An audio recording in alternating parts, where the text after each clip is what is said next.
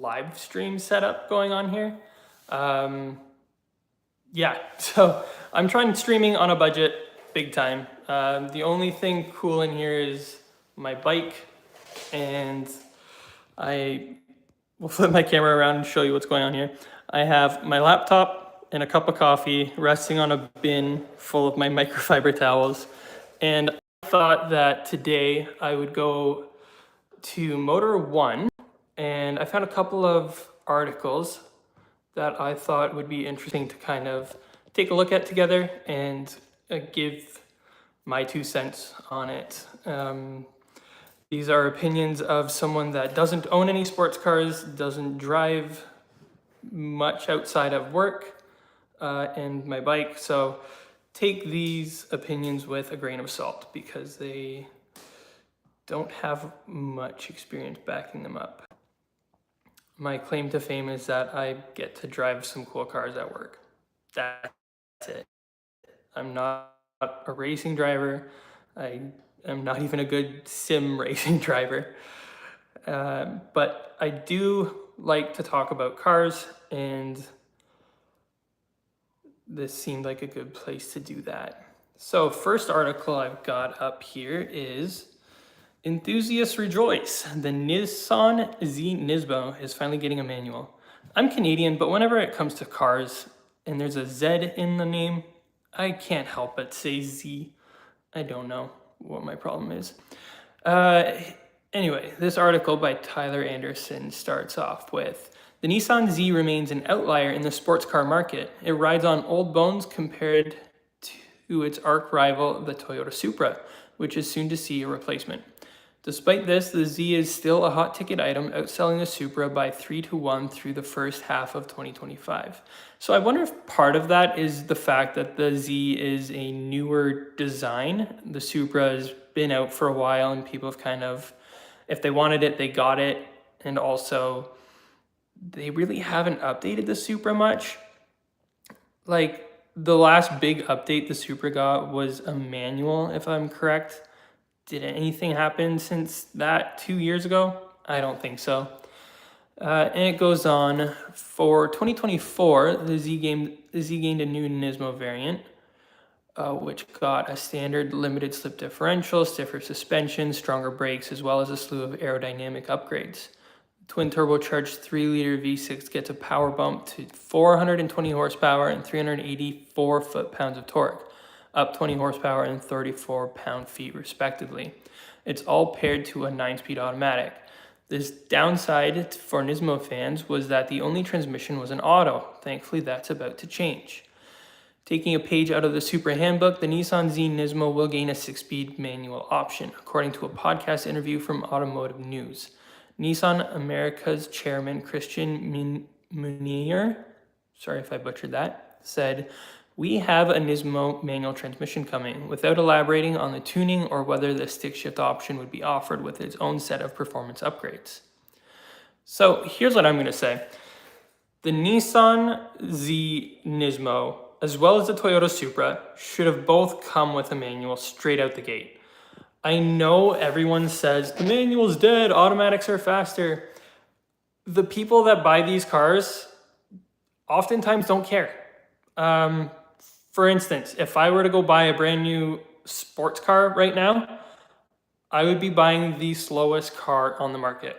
I would go get a GR86 with a stick shift because I think miles per gallon would be higher on that than, say, a Mustang or a Supra or the Z, because it keeps the fundamentals of a sports car. Lightweight, low center of gravity, fun.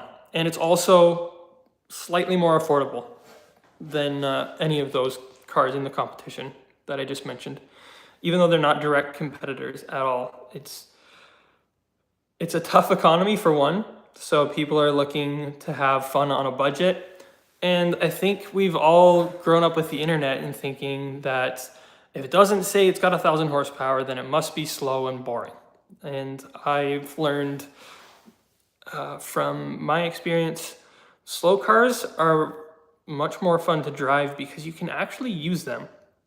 Even like a base. I hate to bring this back to Porsche, but that's just what I'm familiar with. A base 911 is too fast to really use on the street. Like, if you get into a manual 911, 1-2 shift, by the end of the second gear, you're almost going to jail. Almost no matter which speed limit you're in Canada. On the Autobahn, yeah, that makes perfect sense. Just blast down, use all of the horsepower and more than 3 gears and have a good time. But I think we need to reevaluate. People are just, I think the tides are turning. People want to have fun, and you can have fun without 1,000,000 horsepower. There, that's my rant on that one. The next article I've got is on Volkswagen. As many of you guys know, I came from Volkswagen. Volkswagen still has a very special place in my heart. And I can't figure out how to scroll this thing with my... Oh, there we go. The Volkswagen ID Polo GTI electric hot hatch is coming next year. Going forward, Volkswagen will use familiar names for its new EVs. I, for one, am super happy about this. I'm upset that we don't get the Polo because I think it'd be cool. And this ID Polo actually looks like a cool little hot hatch. And I'm happy to see that Volkswagen is using normal names. Nobody knows what the difference is between an ID4 and an ID2 and an ID3, an ID5 and an ID7. The only assumption we can all make is that a big number means a bigger car. Whereas model names like Polo, Golf, Jetta, they have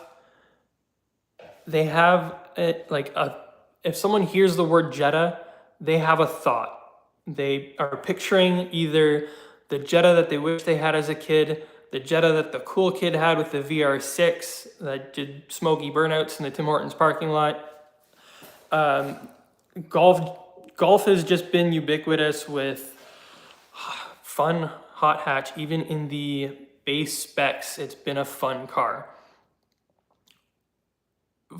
I do not understand where they decided, let's use the word or the alphabet salad naming scheme. It wasn't working for them. And I don't know if this is going to help them sell electric cars, but I'm at least here for it. So this article says, Volkswagen is updating its naming strategy for electric models by reverting to proper names, taking a page out of its old playbook. Instead of the E suffix previously used on cars like the e-Golf or China's e-La Vida, Wolfsburg will now use ID. Consequently, the 2023 ID2 All concept will launch next year as the ID Polo. So I don't have a problem with them putting ID in front. It's a good differentiator between the petrol, gas, diesel models versus the electric cars. So the ID part, suffix or prefix, I have no problem with. It's the numbers. Like, why do we need to have ID followed by a number? Everybody knows what an ID Buzz looks like now because it sounds similar to bus. I don't know why they didn't just go with ID bus. I think that would have been more simple and people would have been like, oh, you mean like the bus that we all know and love from just the rich history of that car in film and in stories. Everybody loves a Volkswagen bus. Almost doesn't matter how many windows or which generation, there's a devout following to those cars. Carrying on. Meanwhile, the gasoline-powered Polo will continue unchanged. Good. The two electric concepts have matured into near-production prototypes, though Volkswagen is still keeping them under colorful camouflage. The standard car's official reveal is scheduled for May 2026, Both disguised subcompact hatchbacks will be displayed next week at the IAA Mobility Show in Munich, alongside a similarly sized electric crossover concept. The regular ID Polo will go on sale next fall with 2 battery sizes and 3 output levels. Now, I imagine that this vehicle, I don't have to imagine, I know this vehicle won't be coming Canada or stateside. So this is all wishful dreaming, really. But I just felt like this was some good news for the company. And even though it's camouflaged, we can tell this is going to be quite the cool little hatchback. First thing I'm seeing is massive wheels. I don't know if those are 19s or if that car is just really small and it makes those wheels look huge. But I think that's going to be a handsome little hatchback. The camouflage is kind of cool. I actually don't hate that. I wouldn't mind if someone wrapped their car like that.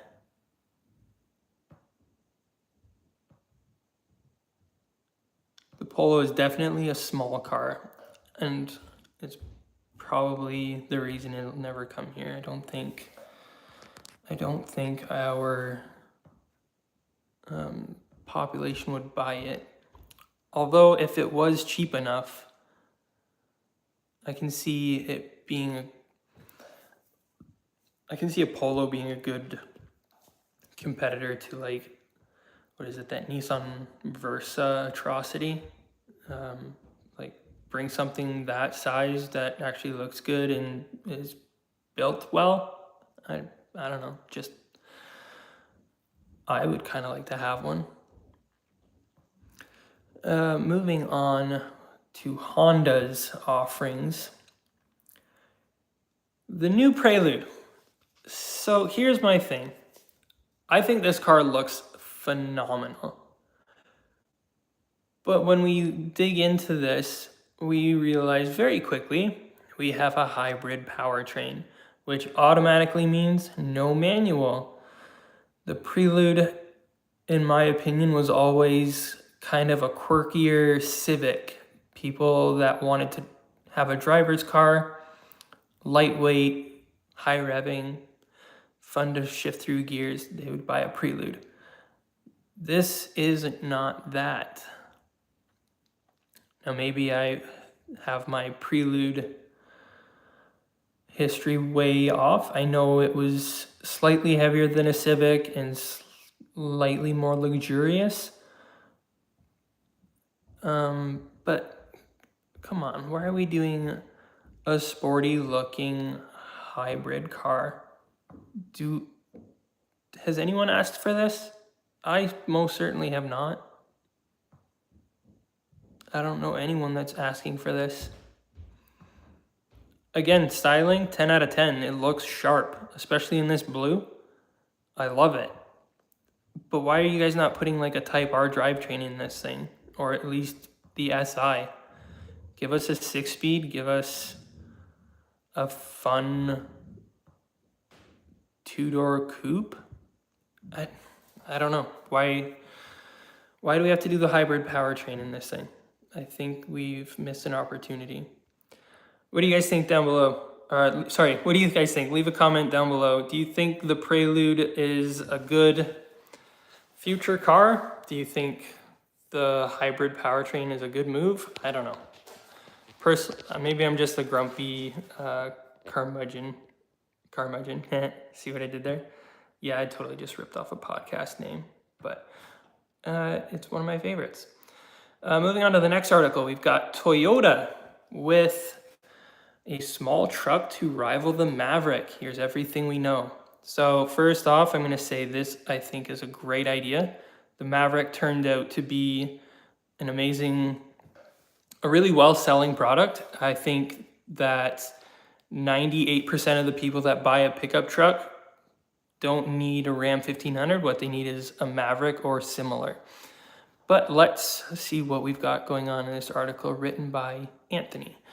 Toyota is officially developing a new pickup truck that will slot below the Tacoma in its lineup, designed to compete directly with the Ford Maverick and Hyundai Santa Cruz.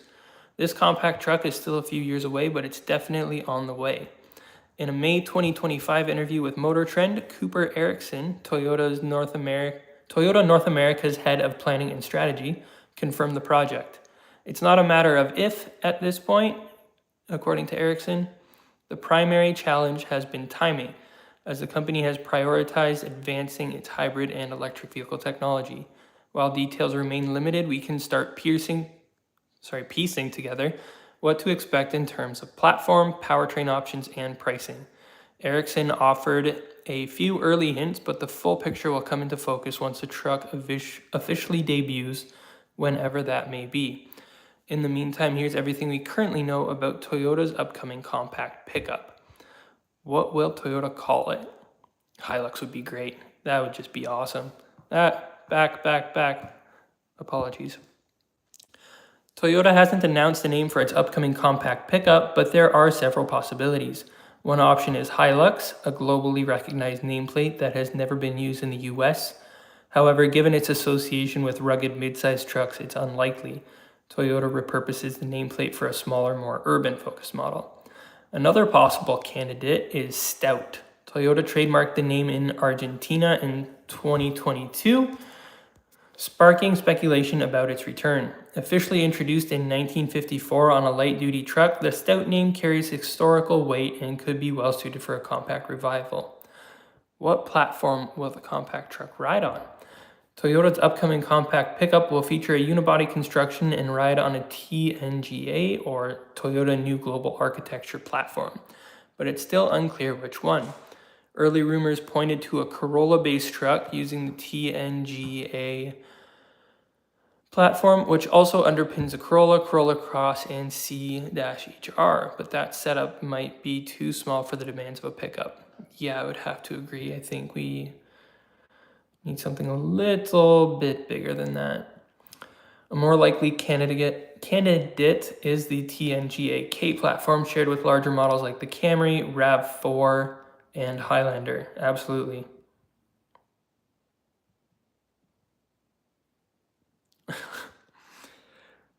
Boy, you guys are weird in the comments. I will give you that. That architecture offers great compatibility, which would better suit a pickup's needs, particularly when it comes to towing and payload. For reference, RAV4 can tow up to 3,500 pounds, whereas the CHR is limited to just 1,233. The TNGA-K platform would also provide more interior space. Yeah, I think, not you, Ada, sorry, I was talking about Tom Dank. That's just a strange comment, and I don't know why you would say something like that. So here's like some artist renderings, I guess. Yeah, I definitely think the 3,500 pounds. That is plenty of towing capacity for a vehicle of that size. And I think that would be a great product for Toyota to offer. Considering they've got that mid-size pickup truck category kind of boxed in, they're winning. Like, you can't buy a Chevy or a Ford that competes, and the price reflects that, especially in the used car market. So bringing this to take on the Maverick, I think, is a no-brainer. And they'll probably do a hybrid or some sort of hydrogen vehicle, and it'll do great fuel economy wise. So I think all in all, the Maverick is kind of uncontested right now. And if you brought something from a good manufacturer like Toyota that could bring quality, reliability, and affordability, then you would have a really good competitor.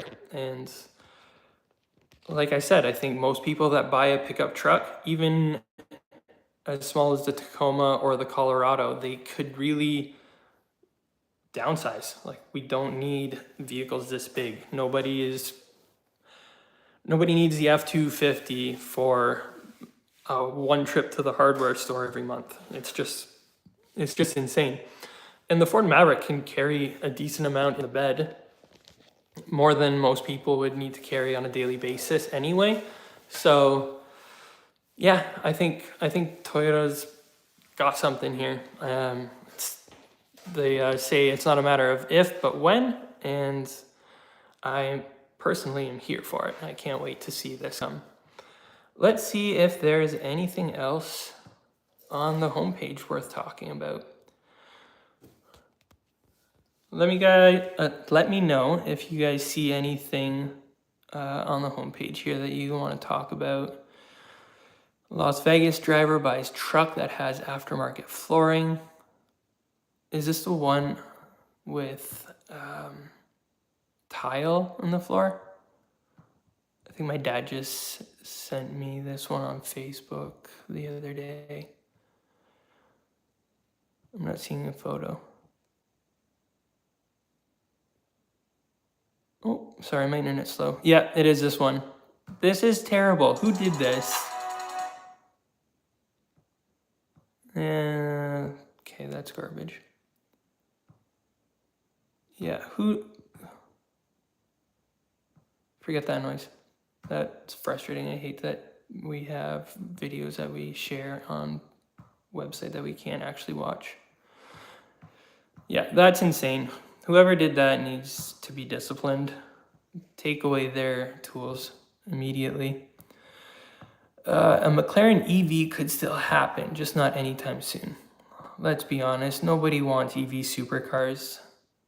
The Rimac Nevera has that whole market cornered. I think all 4 people that want one have bought one. But let's see what we have here. Another article by Anthony Alanis. Automakers big and small are rethinking their electrification plans. I wonder why, said no one ever. Some have delayed launches of new products, while others are shifting development resources to hybrids. The industry is in an awkward transition. That has McLaren taking a leisurely approach to electric vehicles. Come on, guys. If we're being honest with ourselves, people buy a McLaren, a Ferrari, or a Lamborghini because they want an emotional engine note and an emotional driving experience. But anyway, the company's new CEO, Nick Collins, told The Drive in a recent interview that the automaker isn't rushing to launch an EV, even if he can envision the company introducing one at some point. Are we in a hurry to do one? No, he told the publication. That's not to say electrification is taboo in Woking. The automaker has the Artura hybrid, which pairs a twin turbocharged 3-liter V6 engine with an electric motor. It's also going to put a hybrid V8 in the upcoming W1 hypercar, but we'll have to wait for a full-blown McLaren EV.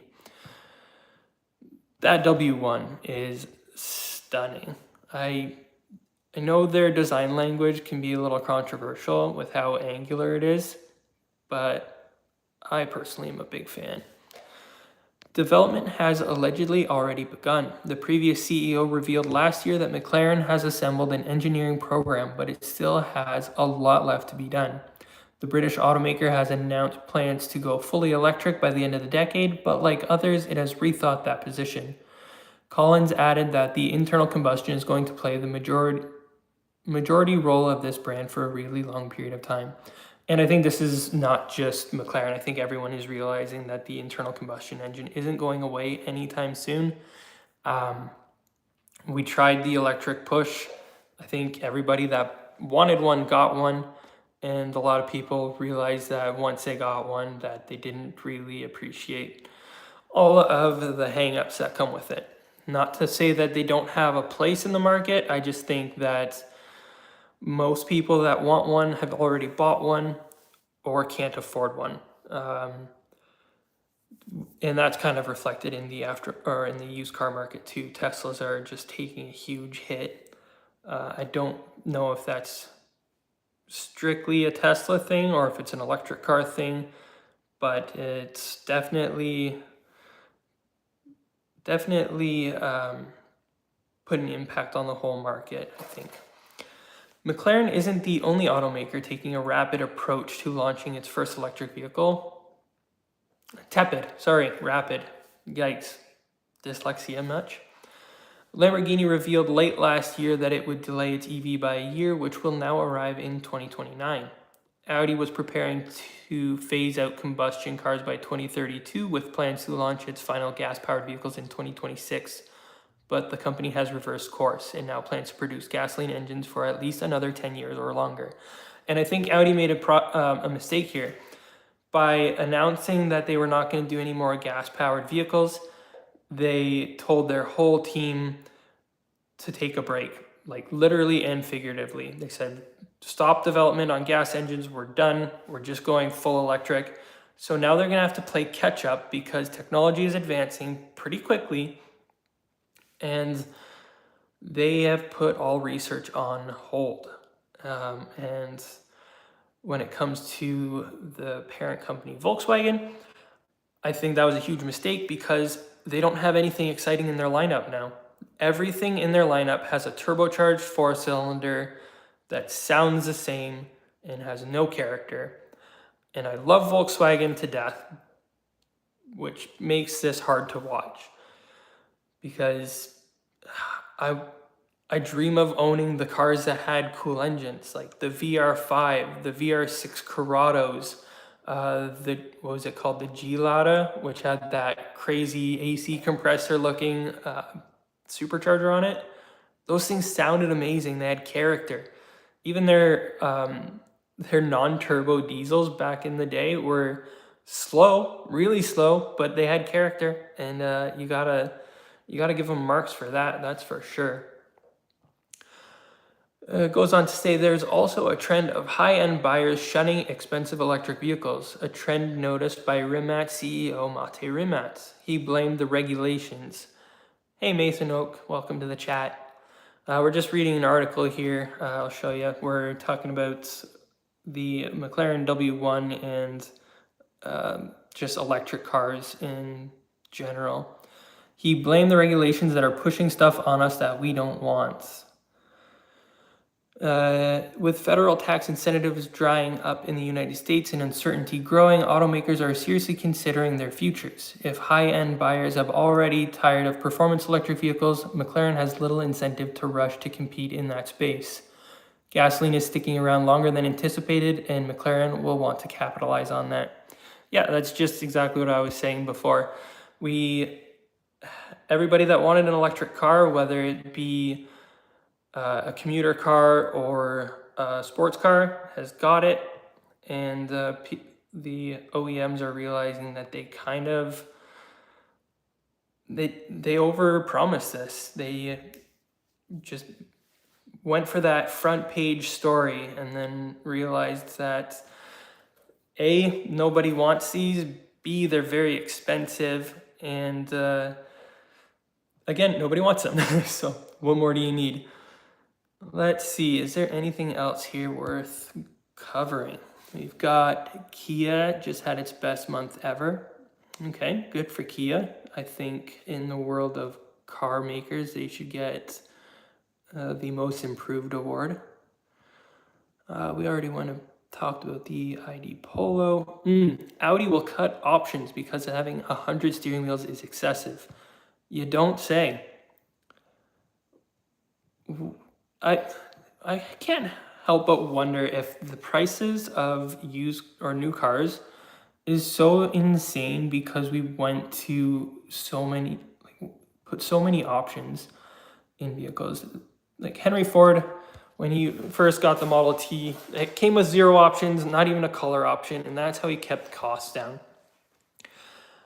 We have so many options available when you're speccing out a car. It almost doesn't even matter which manufacturer you go to. The higher end manufacturers are obviously the biggest or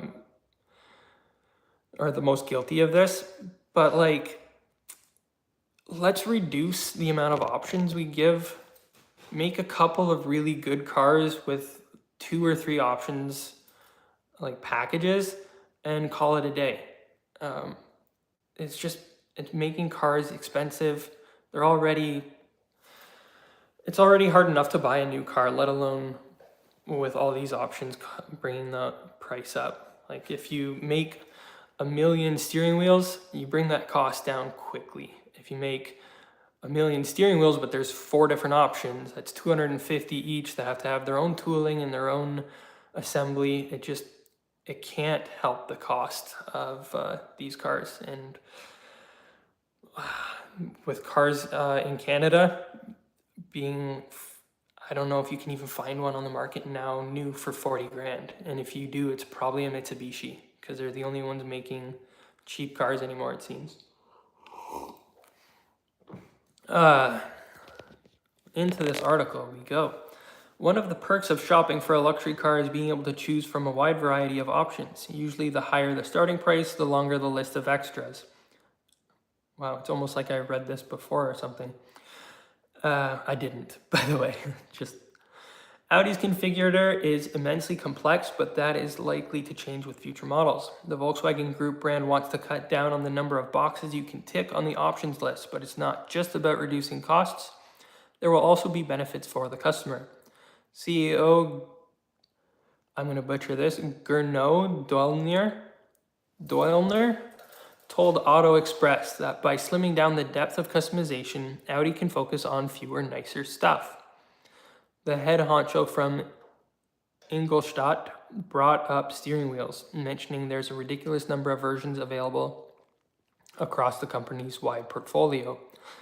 For example, we believe that we only need 3, maybe 4 different versions of a steering wheel. At the moment, we have 100. That's insane to me. Why don't you have like an RS steering wheel, a luxury RS steering wheel, an S steering wheel, and a base? Like, that would solve everything in my opinion. Like, yeah, I get it. You might want a different steering wheel for like an RS7 and an RSQ8. But why do we need so many options? I have 1 steering wheel in my truck. Yeah, one's all you need, really. Let's be honest. Moving on. The intent is to make interiors feel worthy of the 4Rings logo by elevating the most important touch points. That's a valid point. The way a steering wheel feels in your hand is going to give you an insane perception of the vehicle. Hey, Charlie. Welcome to the chat. I can tell you, when you step into a car that has a thick Alcantara and carbon fiber steering wheel, it just feels like a quality product. Hey, thanks, Charlie. Thank you, Mr. Fuzzy Tarantula. What are you guys thinking of the steering wheel debacle? Is 100 too many? I think so. We can build better quality elements because we've reduced. It's essentially a less is more approach, which ideally benefits both sides. A step in the right direction has already been previewed with the Concept C revealed yesterday. It's a baby R8-esque sports car featuring anodized aluminum for the physical controls, while the badge adorning the steering wheel is made out of real metal. That would be this one here. So props to Audi for going with metal touch points, because I think that's been missing. Like, we need physical controls and we need second ferret YouTuber. I don't own a ferret though. If you mean favorite, I will take that compliment. Yeah, real metal and physical controls. Way to go, Audi. Bring it to market, please, because I'm so over haptic feedback, push buttons, digging through menus, trying to find how to just turn the temperature up in the car. It's insane. It remains to be seen whether the production version due in 2027 will retain those high-end elements, but we're optimistic. The Concept C's ability to hide the touchscreen, like on some 2010 models, would be an absolute delight to have once again. Audi also gave the slinky sports car separate climate controls, albeit touch sensitive, so nature is healing. Okay, get rid of the touch sensitive controls, Audi. Come on, just let it go to die where it belongs. I personally don't find this concept car to be handsome at all. I think this is rather ugly, and even wheel I don't think is that good looking. But I understand like concept cars are supposed to look wild. I don't hate that steering wheel. I'm not in love with the way they put the dials in there, like the twisty knobs on the spoke. That seems a little tacky. But what do I know? I'm not an automotive designer. If they said there was a way to hide the touchscreen. Yeah, bingo. That's what we need. We need simplicity. I'm so done with 46-inch TVs on the dashboard. It's a huge distraction and it looks outdated 4 years later because the new screen is bigger and brighter. Let's just go back to when things were. Where's my car? Well, I don't have a car. I have a Honda Grom and I have a Honda Odyssey minivan. So I'm not living the super exotic sports car life, unfortunately. Wouldn't mind getting something in the future. It's just a little bit hard to justify having 2 cars and a motorcycle. Oh, thank you. Yeah, I think the Grom's a lot of fun. It's really slow, but we found out a couple of weekends ago that it's actually pretty fun to up. Emily, my wife, and I took it out for a full day riding around town. Even got it out on the country roads a little bit, which surprisingly it did really well on. So I think I'm gonna hang on to the Grom, and if I need to get a bigger bike, it will have to be an addition because I'm emotionally attached at this point. I do want to do some mods over the winter if I can scratch up some cash for it. Looking at least an intake, an exhaust, and a tune. Maybe that'll get me a little bit more power so I don't have to tuck every time there's a little gust of wind.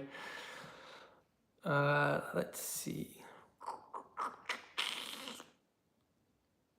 Not seeing anything super interesting on their first page, at least. Let's see, we've got hydrogen isn't dead. Jaguar's new EV caught testing. Is that fake V8 sounds? Probably. I don't know. If you guys see something you want me to talk about or you think is really interesting, let me know. The Volvo V90 is dead. Blame SUVs. I actually hate the fact that the V90 is dead because I think that is probably one of the best looking wagons made. Not this exact spec, but like, look at that. That is just a handsome looking car. Have a good night, man. Thanks for coming by for the live stream. I'll be here again on Thursday next week around 9 o'clock. Yeah, that's a good looking wagon. I think wagons should make a comeback and SUVs should decline a little bit. I get it though. SUVs are perceived as being more safe and better ride quality and comfort, but I just personally think if you want practicality, buy a minivan. If you want a good looking vehicle that can also carry some stuff, you can't go wrong with a wagon. It's just sad that the wagon is dying. There's still a few at least. The Taycan Cross Turismo is actually kind of cool looking in my opinion. But I don't know, nobody really did it like Volvo, especially with some of the older boxy wagons. I really love the old boxy Volvo wagons. I'm trying to think what else is left in the wagon department. Audi RS6 Avant, but who can afford that? And then you got the BMW M5, but again, who can afford that? And then you've got Mercedes E-Class. who can afford that? I can't. They're all really good looking cars, but they're unobtainium. I don't know. Like, there's nothing left, is there? Golf Wagon is dead. Jetta Wagon is dead. Passat Wagon is really dead. Yeah, it's a sad day for wagon fans. All right, that's my longest stream ever. I want to thank everyone that's tuned in. If you like this, drop a like and leave me a comment down below. Tell me if there's anything you want me to cover. And I will see you again next Thursday at 9 o'clock. Have a good night. Take care.